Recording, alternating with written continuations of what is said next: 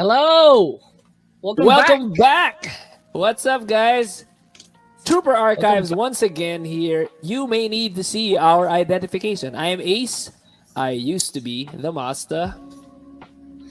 I am Gabe. Now I am the master. All right. So this is the fourth episode that we're Cuatro. talking about A New Hope. Yeah. Yes. This is the fourth episode. Please go check out episodes 1 to 3 if you wanna check out the beginning of Trooper Archives, That's A New true. Hope Star Wars talks.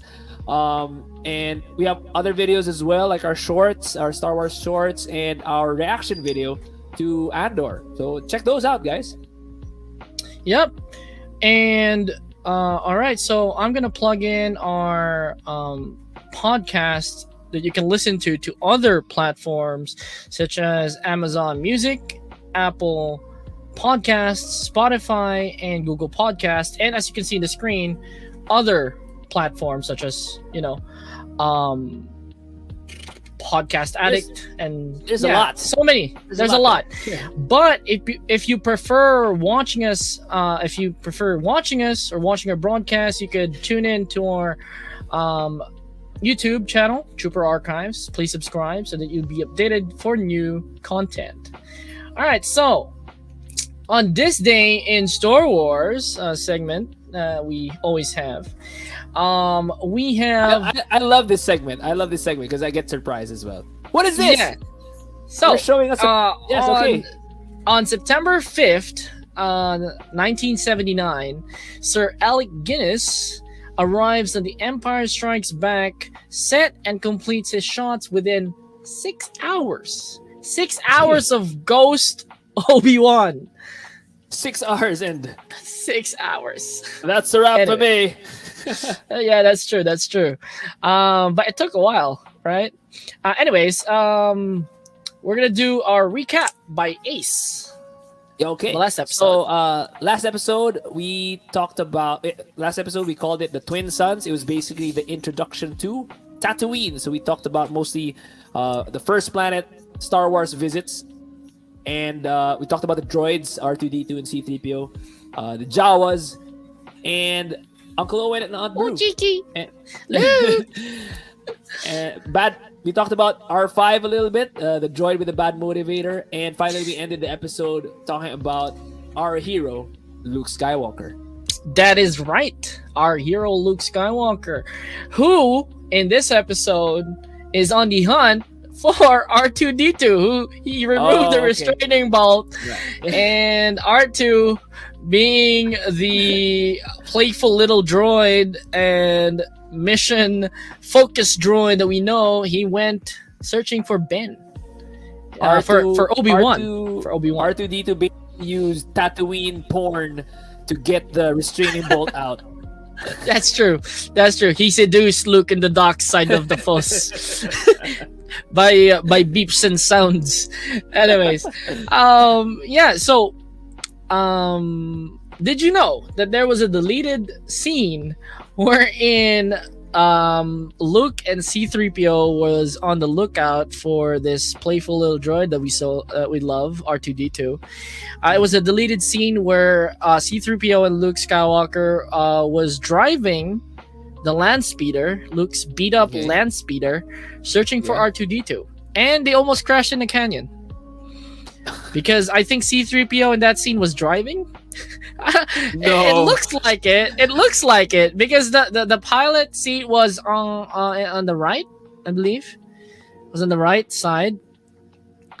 It could be. Yeah, it was on the I don't right side remember. because Obi-Wan was in this side. Okay, Yeah. So Luke was driving, but in this scene, this deleted scene, Luke was on the left side searching for something in the back, while C3PO was like driving. I don't know how he did it.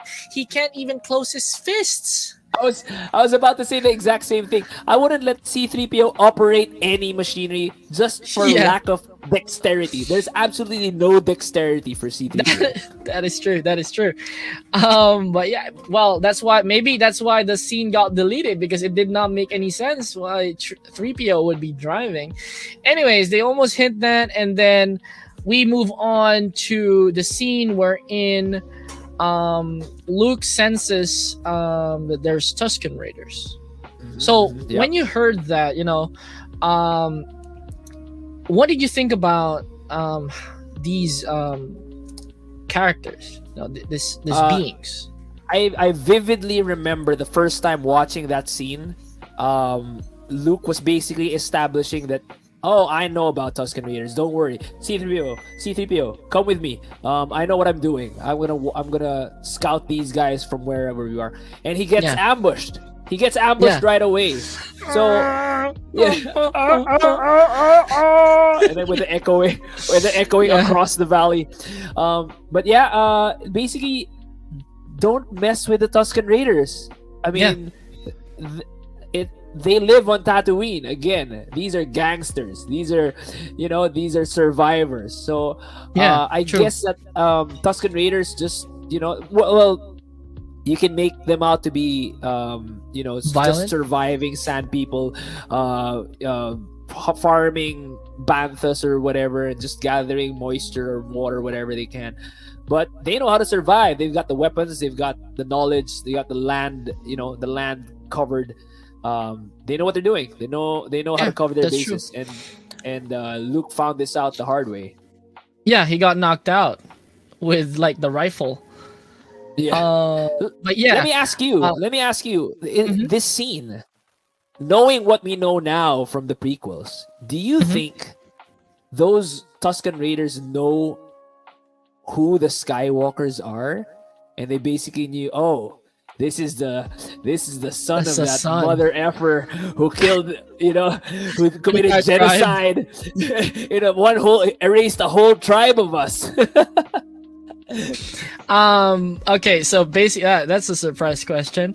I don't think, as far as they know Luke as to be the son of that mother effer that you're talking about, but I think Anakin the Ripper. Anakin the Ripper, the genocide that happened in Tatooine a few years back. Talking about that, I don't think Tusken Raiders know Luke because of that, and that's why he got attacked. I think they were portrayed to be very violent and they were savages. I think they were portrayed as that in the first movie, the original Star Wars movie. But I do know that they had a mind of their own. So they needed to knock out Luke to search his land speeder for parts, probably to sell off, or maybe to make more guns, upgrade any tech they have in their camps. Probably that's the reason. But if that's a good theory. If that was true, then I don't know. I mean, it's up to us fans to brighten Star Wars scenes. Maybe they would have killed Luke off right away if they knew who Luke really was. Yeah, probably. Oh, and I have a theory. That might be the reason why they always get sand people attacks in the farm. Don't you think? Yeah, because they know that was a Skywalker home. The homestead was a Skywalker home, right? Probably, I don't know, but yeah. Anyways, that's up to. But then again, Tatooine is the wild frontier. It's the wild west, basically. Definitely. And then we're interrupted. Luke was getting robbed technically while the Tusken Raiders kept searching his land speeder, and then we heard this like a loud sound. What is that sound? Something like that. Fart? What is that? I don't know. Probably Ben Kenobi, just knew how to speak Tuscan. I don't know. Probably. It doesn't sound Tuscan as well. It's like a sound of a big, maybe sounded like an alarm or something. I don't know what it sounds like. Yeah, kind of. But yeah, I think Obi-Wan imitated a large creature that the Tusken were afraid of. Yeah, okay. Yeah, but I sort of remember watching. I could be wrong. So please feel free to correct me. I think when I first watched it, the copy that I had didn't have that sound. From my memory, the first time I saw Obi-Wan was just basically the sand people looking in his direction and just getting out of the way, and then it was him like walking awkwardly with his robe, with his hood on and the robe swaying. So I think the sound was added later on. I think I could be wrong. Probably. If maybe Obi-Wan had that reputation. You know, he lived in Tatooine for quite a while until Luke, grew up to be at least 18 years old. I think he had a reputation. That's why maybe in the original one, the unedited one, the sound wasn't needed. You know, it was up to people's imaginations in the theaters on how they wanted to depict. Sort of like the sand people just sensed there was somebody coming, and then when they saw who it was, let's get the hell out of here. Yeah, I think that's what I remember watching it back when I was a kid. Probably, or maybe some Jedi mind, maybe not a mind trick, but maybe some Jedi power that lets you sense fear. Oh yeah, you know, like a fear aura. Fear. Yeah, the fear aura. That's pretty dark side-ish, though. It's a pretty dark side thing to do. Hey, there's a theory about becoming a Force ghost, but we're gonna talk about that in a future episode. I'm gonna share that to you in a future episode. But yeah, so Obi-Wan comes in the scene, saves Luke, and then eventually sees 3PO, and R2-D2, and greets them. He greets them. Hello there. That's the first hello there. The first ever hello there. Yeah, and Ewan McGregor, who played Obi-Wan in the prequels, actually used that as his inspiration in saying the line "Hello there" in Episode 3. Come here, little one. Hello there. Come here. It was like very fragile. Anyways, so when you first watched it, did you think Ben and Obi-Wan were the same person? Well, you know, at the time, there was still some doubt. I mean, there was still room to doubt. It's a new world that we were being, introduced to. Yeah. There wasn't any backstories yet, so it could be different people. I don't know what a Kenobi was back then. I didn't know if it was a last name or like a designer wear. I don't know. So there was a chance that they could have been different people. Yeah, true. It could have been a place too.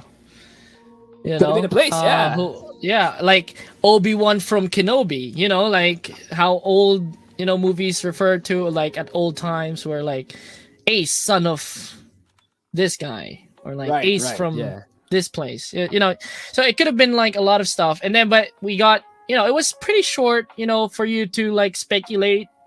And then he actually introduced himself as, of course he's alive. He's me. Yeah. That's how he. Obi-Wan. I have heard that name. Yeah. That's pretty much how it sounded like. Yeah. If Obi-Wan had, if Obi-Wan had like, what do you call this condition where he tries to, like, PTSD? If he had PTSD, it was kind of like reminiscing General Kenobi. Or when Luke mentioned Obi-Wan, then all the episodes of Attack of the Clones just came rushing back in. even like the even before the prequels, when he was like a Padawan. But yeah, did you know? Okay, so this is an introduction to Obi-Wan, and I think this is a good place to set this up. Did you know that? Do you even know where Obi-Wan's home planet? Do you know his home planet? No, where is he from? Is he from? All right. Okay, give me. I'll guess. Give me one guess. All right. I want to say Corellia. No. Okay.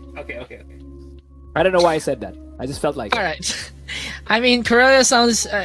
It's like a place where it's colonized by humans. So I guess you Yeah, would yeah. guess it's Corellia. But Could no, be. Could be.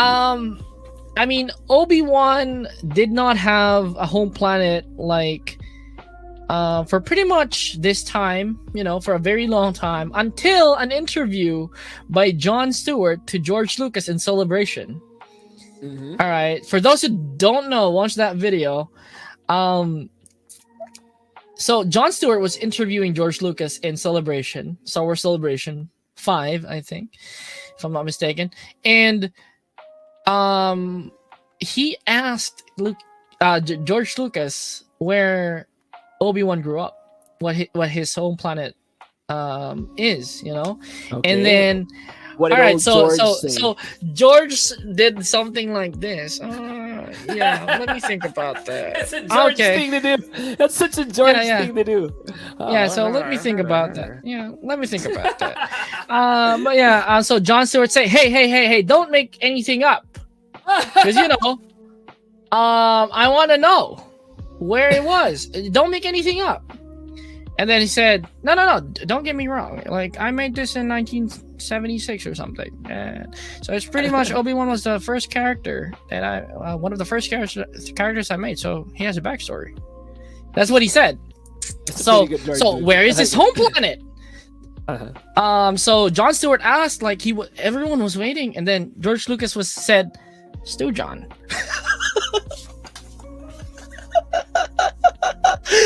He said Stu John to Jon Stewart. And it was meant to be a joke, but now it's canon. It's canon. It's canon. It's a planet Obi-Wan grew up in. Stu John. Jon Stewart. What did you do? Jon Stewart is now in Star Wars as a planet. Nice move. Yeah. I don't think we're gonna see him in the credits anytime soon. So George, you can't be just spewing things out. It becomes canon. Yeah. Come on. Yeah, man, your words are like ink that is ready to be written in the Star Wars fandom. So yeah, it's Stu John. Yeah, so that's what he said. It's Stu John. Anyways, that's a fun fact. All right, and it's canon. Disney did not contest this, but yeah. So we go back. All right, we go back to what we were talking about. Ben introduced himself as Obi-Wan for the first time, and then he went back to he brought the droids and Luke back to his home, and then he mentions a bunch of stuff, and then Luke asked this question, wait, you fought in the Clone Wars? So what did you think about that? I remember that very vividly. Him mentioning Clone Wars, and then at the time it was just left to imagination what the Clone Wars was, and basically we just had to fill it in our heads or basically we just had to accept the fact that we were never going to see what the Clone Wars was at the time. Like, really? Yeah, okay. Yeah, because it was mentioned, and then throughout the trilogy, it wasn't mentioned again, I think, or it was mentioned. No, I don't think. No. It was only mentioned in that one scene. It was only mentioned there, so I guess it was just something big that happened before, and then it's done. We were never gonna see it again. But we've always wondered, what did that mean? What were the Clone Wars? What did it involve? So it was just left to our imagination. A brief fact about that: after the original trilogy was shown, books were made, theories were posted, but in books, because there was no internet.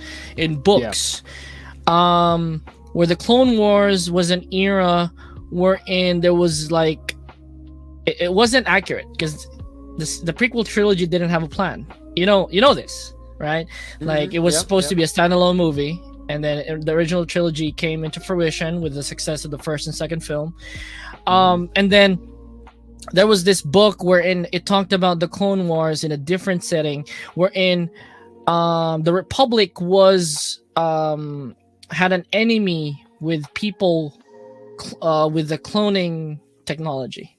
So basically, it wasn't the clones being part of the Republic, but it was the clones, like cloning technology being used against the Republic, and then that got decanonized after the prequels were shown. Oh, okay. Yeah. Okay. I get Anyways, that. we'll move on to the mention. All right, the Jedi. What do you think about the Jedi when it was first mentioned? When it was first mentioned, it was something that had to be seen first. Like, okay, yeah, you're just telling a story right now. Let us see it. Like, what are they? What did they do? Like, That's true. I don't know yet. I don't know yet what happened. So, tell me more. Tell me more. Show me. Yeah, that's true. That was basically the reaction to that scene. I, as a kid, I was like clueless. I had to watch it 1,000 times to get it. But yeah, it was an old movie. I'm sorry, but I got hooked. Now I know. And then Obi-Wan mentions Luke's father. Yep. Was killed by his apprentice Darth Vader. Yeah. That's right. And he was mentioned as the best star pilot in the galaxy. What did you think about that? Like adding more flavor to the character of Luke.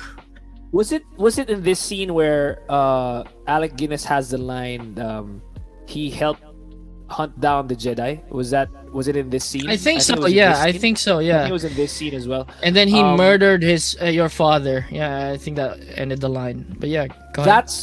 That's where I got hooked with Darth Vader. That line, because now I want to see what he did. Like, I want to see how he did that. How the Jedi were hunted down. I want to see that. Show me that movie. That was for the rest of the trilogy, and then the wait to episode 1. That was my Star Wars motivation. Show me Darth Vader hunting down these badass Jedi Knights. That's what I want to see. Yeah, that's true. It kind of gave flavor to Luke's character because of the mention of his father. And it also gave more anticipation to the character of Darth Vader as the big bad villain in the story. And we saw him already earlier in the movie. We've seen him. Yeah. And how menacing he was. So yeah, you kind of want to see. You're afraid of him, but you kind of want to see more. It's like watching a horror movie. You know who like Scream or That's Halloween, right? So yeah. So and then the conversation ends, and he tells Luke, your father might have wanted you to have this. And then he pulls up this metal cylindrical thing. It was a flashlight. Like a flashlight. And then Luke just turns it on like it was nothing. It was nothing. The lightsaber, the first ever scene of a lightsaber. And Obi-Wan was like, "Oh yeah, you can handle it. Yeah, it's your first time. Don't worry about it." It was like there was some times that he could have. Yeah. He could have died. It was the end of the story. It was the end of the story. He could have killed Obi-Wan, and then it was done. Yeah, it was done. The whole movie ruined. But then again, George, I won't allow that. So George didn't allow it. Seeing the lightsaber for the first time, yeah. Yeah, seeing the lightsaber for the first time was like, oh, what is that? I want to see more of that. Use that in a fight. I want to see that in a fight. Yeah, a weapon of a Jedi Knight. So that's how badass. And then Darth Vader just kills them all. Like what?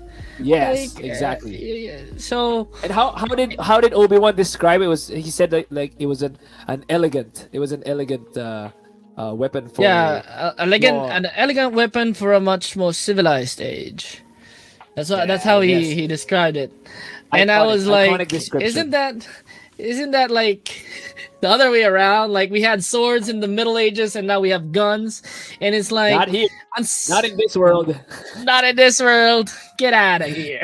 This isn't the past or the future. This is Star Wars. Somewhere else. This is Star Wars. Yeah. And then basically Obi-Wan denies owning a droid.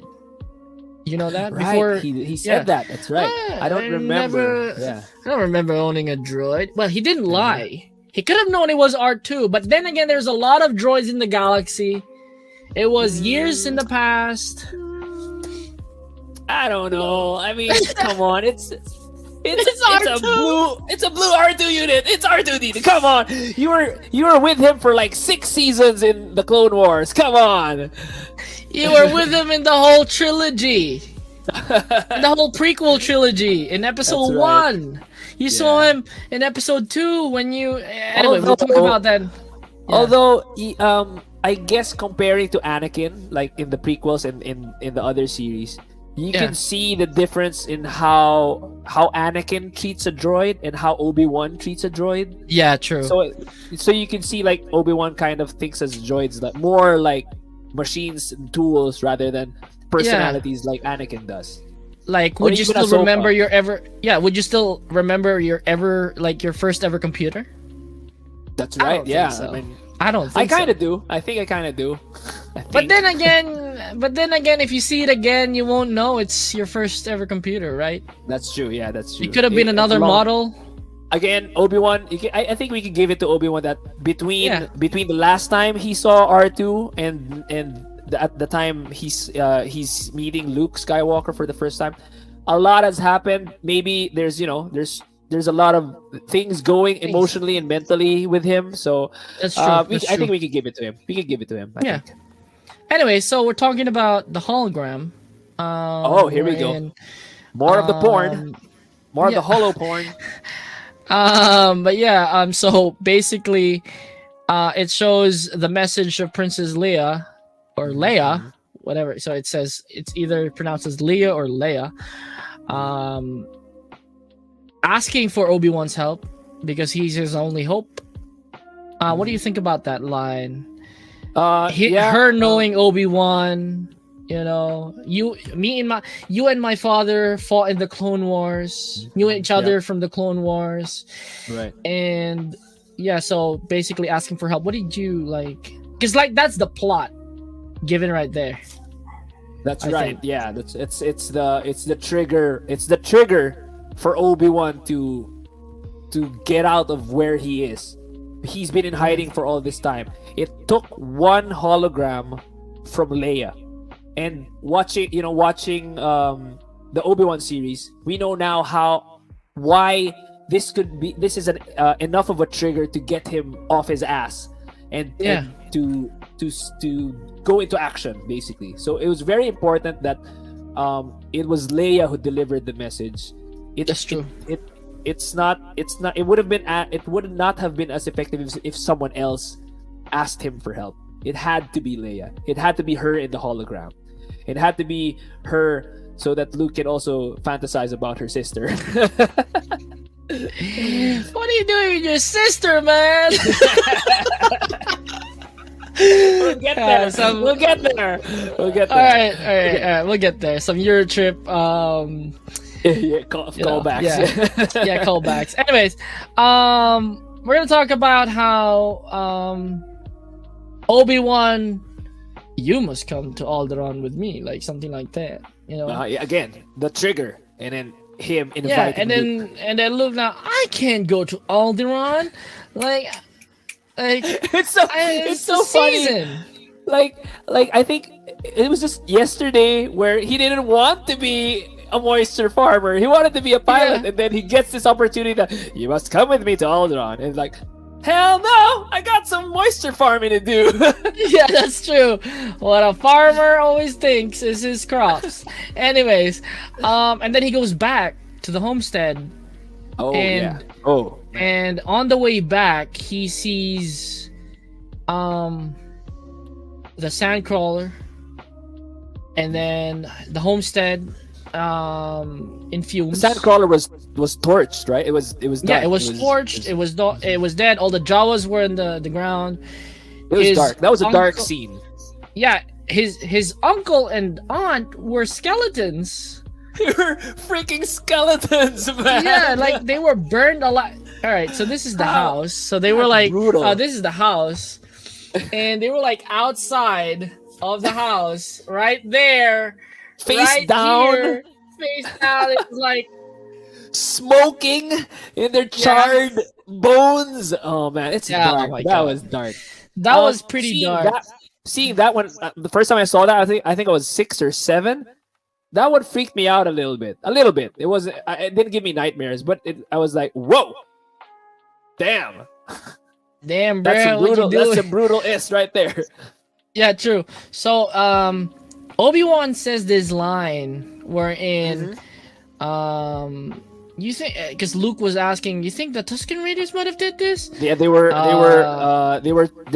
sort of tracing what they were CSIing. They were doing some CSI. They were like And then investigating. Luke asks, Obi-Wan being the Could Jedi this he be- is. could this be Yeah. the Sand People? And Obi-Wan says, these blast points, too accurate for Sand People. Only Imperial stormtroopers are so precise. So precise! What the hell? Stormtroopers so precise. Maybe if they said it on stun, yeah. Yeah, because it has a large radius.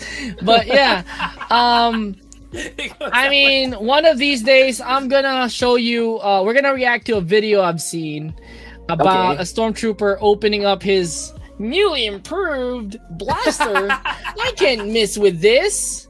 I can't miss with this. It's a newly improved with a scope. Anyways, more on that in another special episode. But yeah, so I think just to end this discussion with Obi-Wan, I think that what Obi-Wan was referring to was the earlier stormtroopers or the stormtroopers he encountered in the core worlds, because you know that this is the Outer Rim, right? 'Cause in the Outer Rim. But these are no longer clones, right? These aren't the clones anymore, right? No, they're not. Okay. They're not. Okay. So, I think there was this theory, or like, if you are a tactician, you know, your forces are spread thin in a very large empire. Okay. You yeah, would right. guard the core worlds by placing your elite soldiers there and putting your not so good soldiers in the Outer Rim. You know what I mean? That's why Okay. stormtroopers were inaccurate when it comes to, you know, in the Outer Rim territories. That's, I think, the explanation. You know, because not everyone in an army is that accurate. You know what I mean? So the special forces, the select few who were actually good, were stationed near Coruscant. Okay. Yeah, those were the Navy SEALs type people. The Yeah, Marines. yeah. Yeah. Okay. Yeah. So, anyways, I think I think I can buy into that, considering that these troopers came with Darth Vader. Like they were with Darth Vader in Tantive 4 from the Star Destroyer. So I can buy it that these stormtroopers were more accurate than other stormtroopers. could have been the 501st. We don't know. No. Can it be? I mean, could it? Can be. I don't know. Can be like the stormtroopers who were trained by the 501st. Because by this time, the 501st, the clones were like dying or like an old age. Yeah, right. So, could have been Darth Vader's elite squad of stormtroopers. Okay. For this scene. Anyways, I'll buy it. Yeah. and then, you know, all right, there's nothing left for me here. I'll come to you to Alderaan. It's fine. Yeah, Luke finally gets detached. So I'm not moisture farming alone here now that I've seen that porn hologram. Spoiler alerts for the last episode of Kenobi. You know how Obi-Wan just allows Owen and Beru to, like, all right, you can race Luke, you know. Yeah, just do the as Force you wish, the Force will do its own bidding, you know. When the time comes, he'll come to his senses. Okay. He'll become a Jedi. So I think that's how, you know, Obi-Wan just entrusted the Force, you know, to let it happen. But okay, so one thing, I cannot let this pass before we try to end to the last topic. There's this dark theory wherein Obi-Wan was not that good at all. Like, there was a theory wherein Obi-Wan actually killed Owen and Beru and the Jawas before the Tuscans. I don't know, man. Was to get Luke. Yeah, could have been. I don't know. No, that's... What are you doing to me? You're destroying my childhood. It's Galactic Empire Oh my gosh. brainwashing. That's some Peter Pettigrew stuff right there. Oh man. I mean, hey, hey, we're in Trooper Archives. We don't see each side as like the good side. You know, there are some good sides in the Empire. I think we need to mention, and some bad sides that we need to mention the light side. But yeah, I think that's the theory. But I don't think Obi-Wan's that bad. You know, given the character That's growth. terrible. If it is, if it's true, that's terrible. Yeah, that's true. Anyways, going to the last scene for this episode. Oh, All right, so Luke and the droids, Luke and Obi-Wan head for Mos Eisley. All right, so Yep. it's like what did he say about Mos Eisley? I was gonna say, Mos Eisley, like the you'll never find a more wretched. What was it like? Wretched Hive of scum and villainy. Yes, Yeah. Something like that, right? that's right. And Yeah, then- we must be cautious. You must be cautious. And then, so they encountered this like checkpoint, right, with the stormtroopers. And you know what scene I'm referring to, where Obi-Wan Is- says, They wanted the speeder, and then Yeah. what you got there, pal? It was basically a security check. "Hey, what you got there? We're searching for droids. These are not the droids you're looking for. These are not the droids we're looking for." That's pretty. So when you saw that, what did you think about it? That was legendary. That scene was legendary for me. Just so establishing that what a Jedi can do apart from the lightsaber. Oh, they have true. this? They can do that? That's how are they all dead if they can do this trick? And they refer to it as a Jedi mind trick, as if it was just like an illusion or a David Blaine thing. It's a power. It is a power.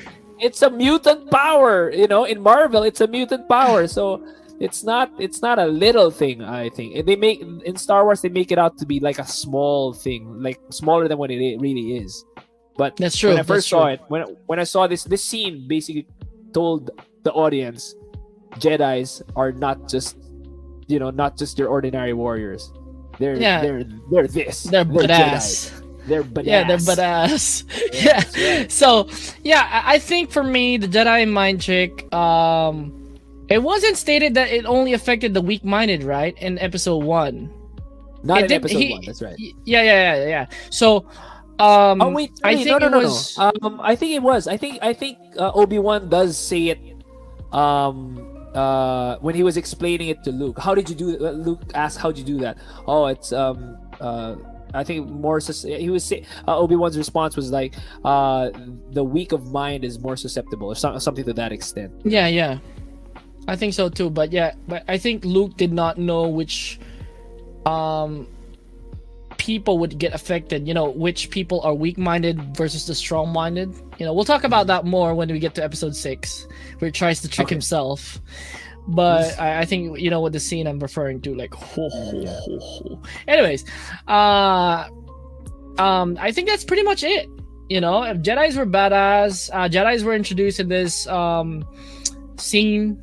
You know, this couple of scenes, and I think this started the love and the curiosity of what the Jedi Order was. You know, Jedi Academy, fool. Oh yeah. Yeah. So, anyway, that's pretty much it. You know, guys, if you like this episode, give us a thumbs up. You know, comment down below what you think. You know, if any theories comes to your mind you want to share us, you know, please do hit the subscribe button, and do follow us on TikTok at Trooper Archives, where we post new content about Star Wars for new fans.